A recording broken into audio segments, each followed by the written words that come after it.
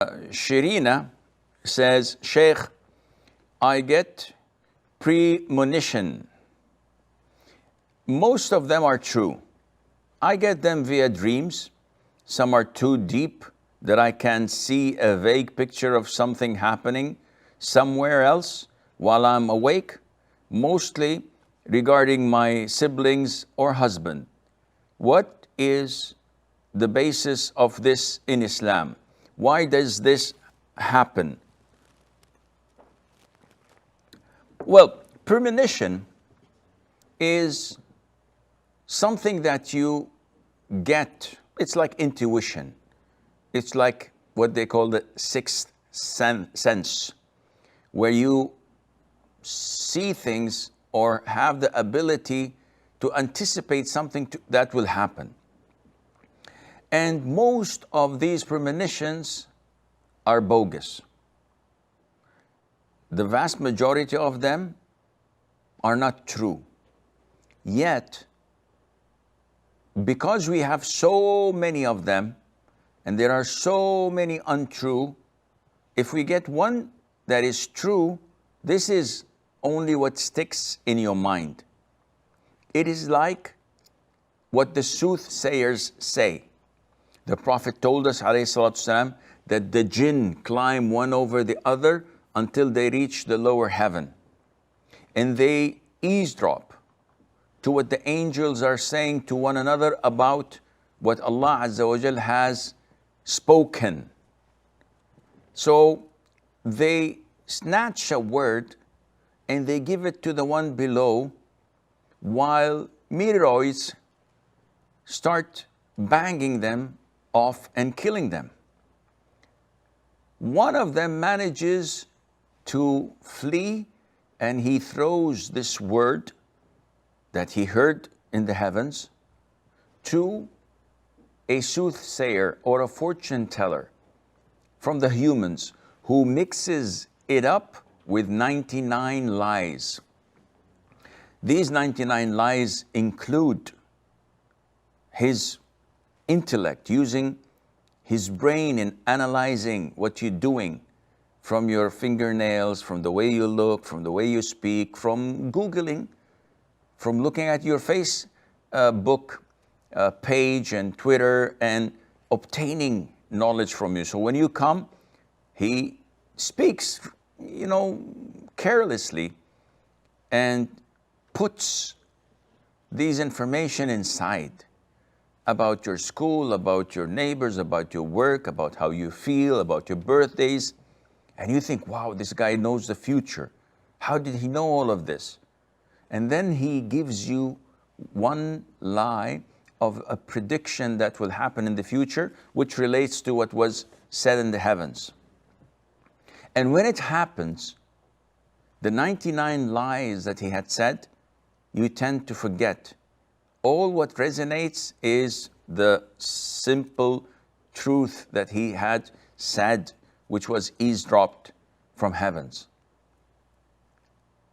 Likewise, what we get from these premonitions, from these intuitions, from these gut feelings, and it becomes true. And this is why, if you look at the past, you'll find, for example, that Umar ibn al-Khattab had some of these visions, if you may.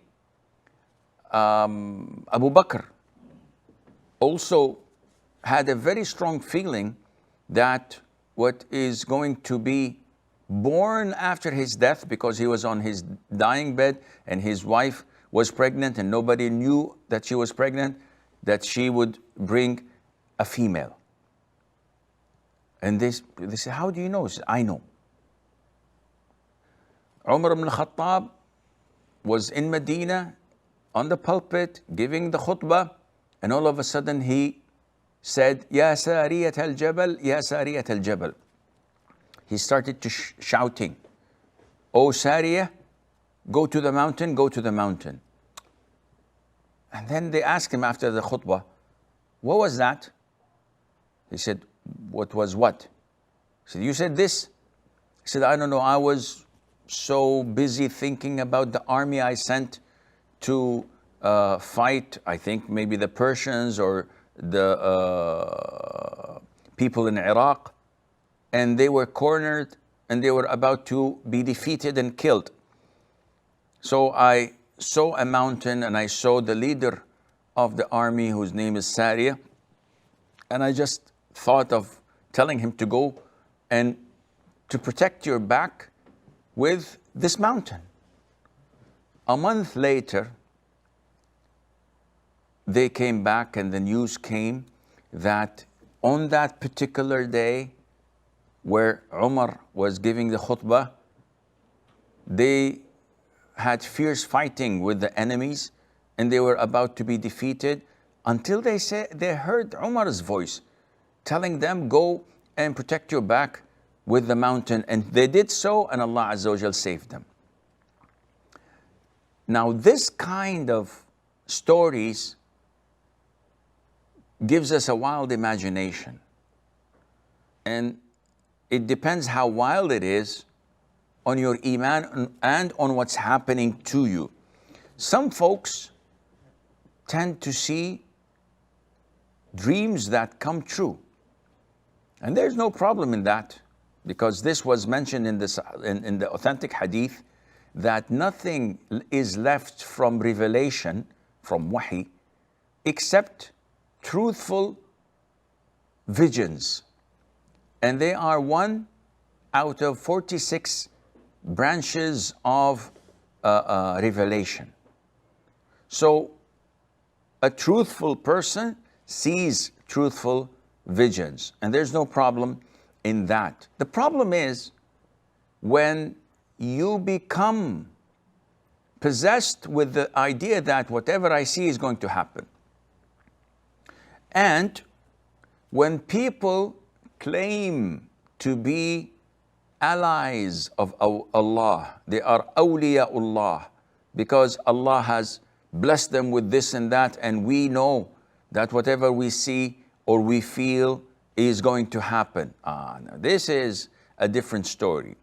A random vision that takes place and happens, this is a good, glad tiding. There's no problem in that. But to think that whatever I think of is going to happen, now this is an obsession.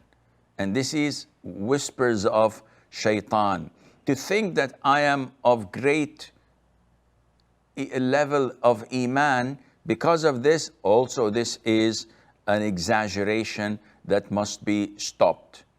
Visions can be from Allah if they're good, can be from shaitan if they are depressing and sad and evil, and can be from your subconscious, depending on your work, depending on your daily activities. So don't put a lot of emphasis on it, and don't think so high of yourself because of it. And always remember that 1 may happen and 9 fails. So don't rely always on your gut feeling, and Allah Azza wa Jal knows best.